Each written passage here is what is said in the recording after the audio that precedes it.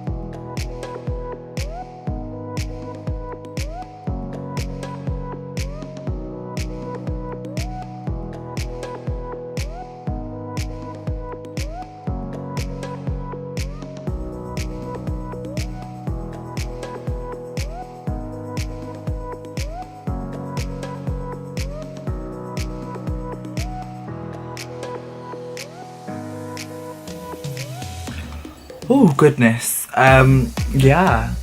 I had to turn the big light on because, you know, the lighting kind of went, my natural lighting went. I was using my trusty new mirror, which is from Primark actually, which is super cool.